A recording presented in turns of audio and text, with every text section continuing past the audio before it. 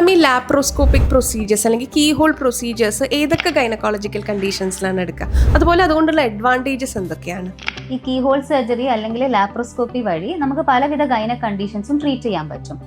For example പറയുകയാണെങ്കിൽ ഓവറിയിൽ വരുന്ന cyst അല്ലെങ്കിൽ മുഴകള്, ഓവറിയൻ സിസ്റ്റക്ടമി അല്ലെങ്കിൽ ഓവറിയോട്ടോമി എന്ന് പറയും, അത് റിമൂവ് ചെയ്യുന്ന ഒരു സർജറി. പിന്നെ അതുപോലെ തന്നെ ചില വന്ധ്യതാ ചികിത്സ തേടുന്ന ആൾക്കാർക്ക് ട്യൂബിൽ ബ്ലോക്ക് ഉണ്ടാവാം, അത് കണ്ടുപിടിക്കാൻ നമുക്ക് കീ ഹോൾ വെച്ചിട്ട് സാധ്യമാവും. ട്യൂബൽ പേറ്റൻസി ചെക്ക് ചെയ്യുന്ന ഒരു ഡൈ ടെസ്റ്റ് ഉണ്ട്. അതേപോലെ തന്നെ യൂട്രസിൽ വരുന്ന മുഴകൾ മാത്രം റിമൂവ് ചെയ്യാൻ പറ്റും, മയോമെക്ടമി എന്ന് പറയും.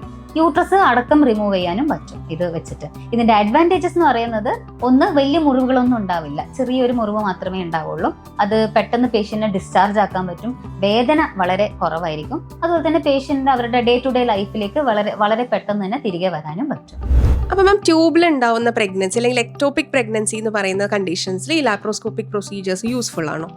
ഡെഫിനറ്റ്ലി അത് യൂസ്ഫുൾ ആണ്. അതായത് ട്യൂബിൽ വരുന്ന ഒരു ഗർഭാവസ്ഥയാണ് എക്ടോപിക് പ്രഗ്നൻസി എന്ന് പറയാം. ഇപ്പൊ ഏർലി സ്റ്റേജസ് അതിന്റെ ഇഞ്ചക്ഷൻ ഒക്കെ കൊടുത്തിട്ട് അത് വർക്ക് ചെയ്യാതെ വരിക, അല്ലെങ്കിൽ ട്യൂബില് പ്രഗ്നൻസി പൊട്ടിയിട്ട് ഉള്ളിൽ നിന്ന് ബ്ലീഡ് ആക്കുന്ന അവസ്ഥ, ഇങ്ങനെയൊക്കെ വന്നാൽ നമുക്ക് ലാപ്രോസ്കോപ്പി വെച്ചിട്ട് തന്നെ അത് റിമൂവ് ചെയ്തെടുക്കാൻ സാധ്യമാണ്.